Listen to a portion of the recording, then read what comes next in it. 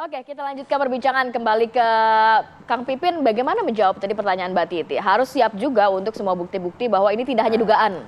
Ya, jadi semua data fakta itu sudah disiapkan ya, dan sejak awal ya, dan kami juga sudah verifikasi di lapangan ya, bahwa memang politisasi bansos, politisasi ASN, politisasi hukum yang sudah nampak sejak awal sebelum proses kampanye dilakukan, ketika masa kampanye dan ketika hari H pencoblosan, dan itu memang pekerjaan yang luar biasa. Kita melakukan kolektif data dari berbagai daerah ya se-Indonesia, dan kemudian sampai saat ini tim hukum sudah memegang itu, dan kami yakin bahwa kalau memang ada rasa keadilan, tidak hanya hitung-hitungan angka, tetapi memang apakah benar seseorang mendapatkan angka sebesar itu tuh dengan jujur dan adil. Tapi memang atau ranahnya bukan di KPU ya untuk melakukan segala. Betul, jadi kita harus fair melihat. Ini pendidikan buat masyarakat. Mas Fris saya kira harus paham betul bahwa memang jalur KPU, ada Bawaslu, ada MK masing-masing.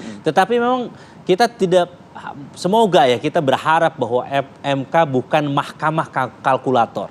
Ya. Saya berharap belajar dari kasus di mana MK sudah mengeluarkan keputusan MK yang memberhentikan ketuanya, yang terlihat memang ada distrust publik di situ. Yang tadi Prof. Siti Zuhro selalu katakan bahwa memang distrust publik ini, kalau saya diskusi selalu para pengamat dan para akademisi menjadi pihak yang memang sangat kritis saat ini. Dulu tidak seperti itu, masih ada keterbelahannya. Tetapi kalau lihat saat ini, hampir semua kampus juga menyuarakan hal yang sama. Ini menjadi tanggung jawab yang sangat luar biasa. Pertama buat Bawaslu, yang kedua adalah buat MK. Dan yang ketiga nanti buat DPR, bagaimana hak angket ini bisa dilaksanakan atau tidak. Dan sekali lagi terakhir, tentu saya kira tanpa mengurangi rasa hormat kepada semua pemilih, kami menghormati semua pilihan yang telah diberikan. Tetapi kami harus menguji dengan sesungguh-sungguhnya apakah memang suara itu didapatkan dengan jujur dan adil, atau memang itu dengan penuh kecurangan dan pelanggaran. Saya ingin ke Bang Fris deh. Bang Fris, apapun itu KPU ya sepakat lah, kita mungkin ini lembaga negara. Kita kalau bisa jangan sampai kita mendelegitimasi lembaga ini kan begitu. Tapi narasi-narasi yang muncul ini seakan-akan ya arahnya ya trust tadi gitu loh. Nah kalau bicara soal trust kepada KPU itu ujung-ujungnya 02 juga gimana nih? Bisa jadi hilang trust juga dong berarti kalau gitu. Saya itu kenapa memakai benchmark itu adalah proses rekapitulasi nasional ya. Tidak berusaha untuk mengajarin paslon 1, paslon 3. Tapi kalau saya sebagai pengacara, saya bilang, oh saya saat misalnya rekapitulasi Jawa Barat, saya bilang saya minta dalam catatan khusus ada pengerahan massa di sini, adanya bansos misalnya di sini ya, kemudian adanya ketidakjelasan di sini, itu saya sampaikan itu secara umum. Rekapitulasi ada bisa itu. Koridornya ada di situ. Catatan khusus kan setiap paslon kan saksi kan diberikan kesempatan untuk ada katanya. Ada. Ya jadi itu disampaikan. Jadi masyarakat bisa tahu, oh di provinsi ini masalahnya, provinsi ini masalahnya. Tapi itu kan tidak muncul. Ya memang ada proses yang berbeda di KPU Bawaslu. Ya memang beda. Tetapi kalau misalnya mau kita membangun narasi, itu kan bisa dipakai dua-dua. Tapi kan seakan-akan nih semuanya narasi temuan pelanggarannya kan seakan-akan dikumpul-kumpulin gitu loh. Dikumpul-kumpulin sampai ke MK semua gitu loh. Atau saya bertanya, sebenarnya memang ada atau cuma sedang nyari bukti? Kan juga bisa juga dong melihat kan. Karena itu juga mungkin pada saat itu Ketua KPU sempat yang bersetegang juga ya dengan saksi dari kubu 01. Betul. Ya itu bagian daripada proses itu yang dapat untuk disampaikan. Terus jadi bisa lihat memang ada peran daripada KPU, Bawaslu dan Mahkamah Konstitusi gitu loh. Tapi saya kembali maunya mengajak ya. Saya mau mengajak kita semua untuk melihat kenapa hari ini penting. Kenapa tanggal 20 Maret itu penting? Kalau kita bertanya, surat apa ya? Surat apa yang mengatakan seorang presiden dan wakil presiden? Dan itu surat itu adalah surat penetapan yang dikeluarkan oleh KPU. Tidak ada dokumen lain, Bahkan kalau kita melihat kalau melihat di MPR itu kan adalah pengambilan sumpahnya misalnya gitu. Tapi suratnya hari ini. Surat ketetapan yang ditandatangani oleh KPU. Misalnya nanti masuk ke MK, kemudian MK menolak misalnya, surat itu tidak berubah. Tapi kalau misalnya adanya perubahan angka, itu surat itu berubah. Tetapi kalau misalnya surat dari KPU yang ditatangani hari ini, 20 Maret, itulah surat yang menentukan siapa yang menjadi presiden. Sebelum ke sana nih Bang, sebelum kita pindah gedung lah gitu ya, masih di gedung yang ada di Imam Bonjol dulu deh. Kalau misalnya tadi kubu 1 mengatakan tidak akan menandatangani, artinya dia tidak menerima. Kubu 3 nggak tahu deh, masih abu-abu. Ada mungkin tidak terima, ada mungkin bisa menerima. Ancaman nggak buat Anda? Karena kan Anda butuh surat itu tadi. Surat tersebut surat tetap sah karena ditatangani dan dikeluarkan oleh lembaga yang sah. Lembaganya KPU, yang mendatangani adalah 7 anggota KPU. Dan itu adalah yang membuat surat tersebut sah. Dan kalau kita melihat rekap meskipun ada yang tidak menerima. Dalam rekap nasional, Paslon 1 dan Paslon 3 dalam beberapa provinsi mengatakan kami tidak akan mendatangani, kami tidak akan mendatangani. Itu tapi kan tetap hak. Sah ya? Tapi itu kan hak. Tapi kan dalam proses tersebut itu... Tapi bisa dilantik Bang?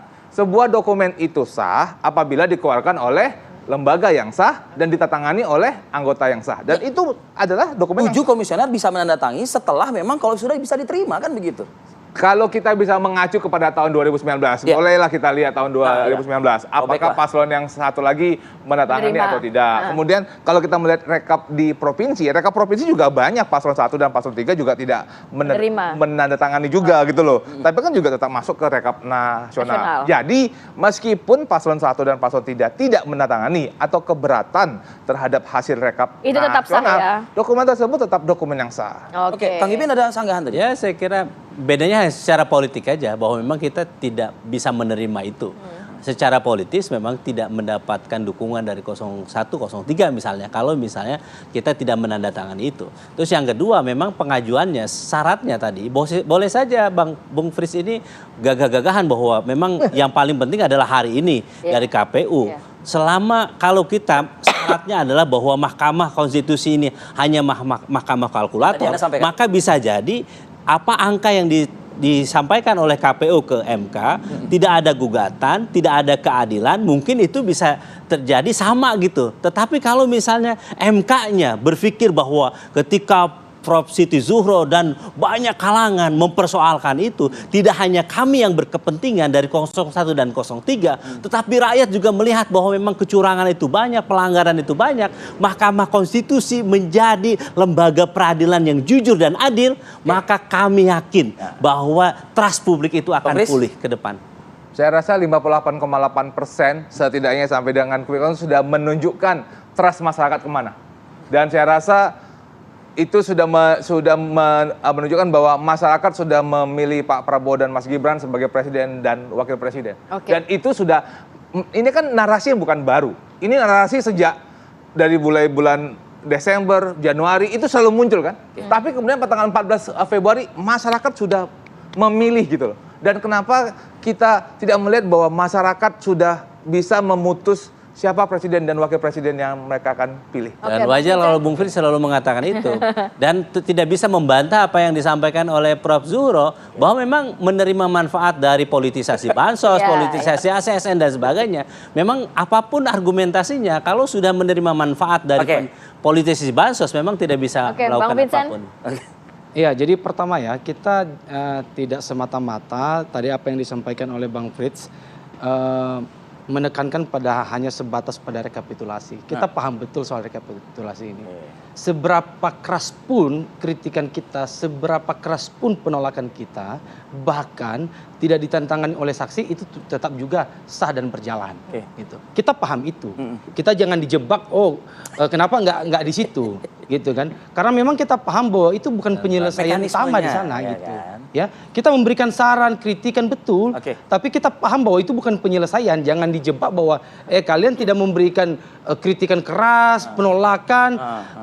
Kalau kalian tidak memberikan itu, kalian tidak punya kesempatan. Kami keras di mekanismenya yang ada, kan begitu kan? Jadi kita jangan dijebak pada persoalan sebatas pada rekapitulasi. Itu yang pertama. Yang kedua, itu juga menarik tadi yang disampaikan oleh Mbak Titi tadi, bahwa kita tidak hanya melihat pada persoalan angka yang diterima sekarang, yang sudah dihitung sekarang gitu.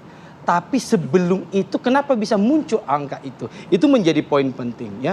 Makanya dalam dalil nanti yang akan kami sampaikan berkaitan dengan dalil-dalil di permohonan MK, kami mendalilkan berkaitan dengan TSM, terstruktur, sistematis dan masif.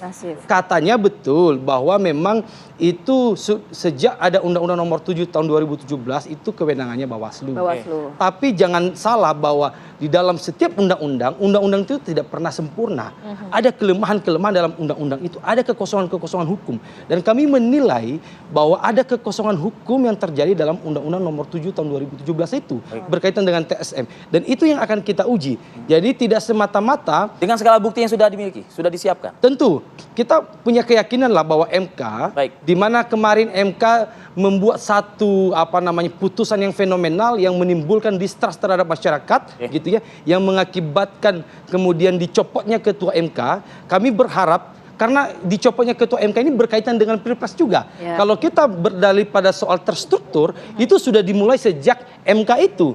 Nah, kita berharap bahwa MK akan mengembalikan marwah martabat kepercayaan publik itu, bahwa dalam putusan nanti dalam PHPU ini bisa memberikan kepercayaan publik kepada masyarakat. Dan ini yang akan kita uji di Mahkamah Konstitusi. Baik, Prof. Wiwi terakhir, Prof. Bolanya akan segera menggelinding dari Imam Bonjol ke Medan Merdeka ini nanti. Betul.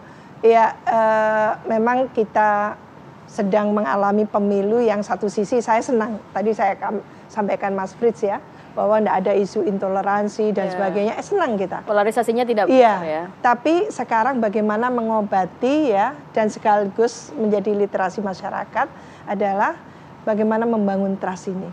Karena tidak sia-sia kita Mas berdemokrasi, tapi masalah nilai-nilai itu kita abaikan, etika kita abaikan. Bayangkan ketua Mahkamah Konstitusi masalah dalam pemilu ini, ketua KPU RI masalah, peringatan gitu ya, keras 3 kali soal etika. Menurut saya ini ada apa gitu kan? Lah, kalau tidak seperti itu, mungkin tidak ada yang namanya para guru besar dari berbagai kampus turun. Jadi kita nggak boleh menutup mata. Yang ini pokoknya menang. Tidak untuk menang saja gitu loh. Bahwa pokoknya menang dalam pemilu. Nah, itu pembelajaran yang buruk menurut saya. Jadi mungkin ini pembelajaran yang terakhir buat kita menuju 2045. Untuk tidak menghalalkan segala cara, apalagi menumbangkan etika kita, moral politik kita gitu ya, hanya untuk sekedar menang. Ini sangat tidak elok, sangat tidak mulia menurut saya, dan tentu pembelajaran bagi bangsa ini akan dicatat secara sejarah. Dalam sejarah politik Indonesia, pemilu 2024 yang diikuti gitu ya, secara serentak telah menorehkan gitu ya, noktah gitu. Baik. Dalam tentu membangun nilai-nilai demokrasi. Baik, Prof. Terakhir kita mau ke Mbak Titi. Mbak Titi, boleh singkat saja Mbak Titi. Pertama, memahami angka 58% itu ya, dalam konteks perselisihan hasil pemilu, jangan dibayangkan target, ini yang saya bayangkan, target 1-3 itu tidak membalikkan gitu, tetapi bagaimana melihat peluang masuk ke putaran kedua. Karena ini kan kita ada 3 pasangan calon. Jadi yang dibutuhkan adalah bagaimana dalil-dalil dugaan kecurangan pelanggaran tadi berdampak pada setidaknya bahwa suara itu sebenarnya tidak sampai 50%. Jadi dalam konteks perselisihan akan seperti itu. Yang kedua, yang ditetapkan KPU hari ini itu adalah penetapan hasil pemilu nasional dan perolehan suara secara nasional. Belum menetapkan calon terpilih. Calon terpilih itu nanti setelah proses PHPU selesai. Jadi kalau tidak ada PHPU, maka dia bisa langsung ditetapkan calon terpilih. Tapi kalau ada PHPU, kita harus tunggu. Siapa tahu misalnya ada kejutan bahwa ternyata ada putaran kedua, berarti ada pemungutan suara kembali begitu ya. Nah ini yang kemudian mengapa hari ini penting, karena memang sudah ketentuan undang-undang, tetapi juga di saat yang sama, kita harus kawal nih, Papua dan Papua Pegunungan, itu jangan dipaksakan, misalnya harus ditetapkan secara asal-asalan. Suara juga harus terkawal, karena biasanya hanya karena mengejar target, tenggat, kadang-kadang kita menjadi tidak tertib, tidak kemudian memperhatikan betul-betul kemurnian suara pemilih. Jadi kita semua harus kawal prosesnya, dan rekap ini menjadi salah satu titik di mana sebenarnya proses pemilu kita belum selesai. Yang juga kita harus kawal proses berikutnya, yaitu perselisihan di Mahkamah Konstitusi, bukan hanya Pilpres, tapi ada banyak kepentingan partai dan caleg yang juga kemungkinan akan bermuara di Mahkamah Konstitusi dan perlu mendapatkan pengawalan kita semua. Baik Mbak Titi Anggrani, terima kasih atas waktunya Tuti. Jadi Mbak Titi menekankan masih ada 2 provinsi, kita harus tunggu itu. Kali aja 2 provinsi itu ada di paslon nomor 4 dan nomor 5. Enggak ada ya? Nggak ada di sini ya. Nggak ada ya. Baik, terima kasih Mbak Titi, Bang Frits, Mas Makasih ya, Prof. Titin, dan juga Bang Bang Frits. Vincent. Ya, makasih. Prof juga terima kasih, sehat selalu. Assalamualaikum. Oke, kita akan hadirkan beragam informasi menarik lainnya, tetap bersama kami di Apa Kabar Indonesia Pagi.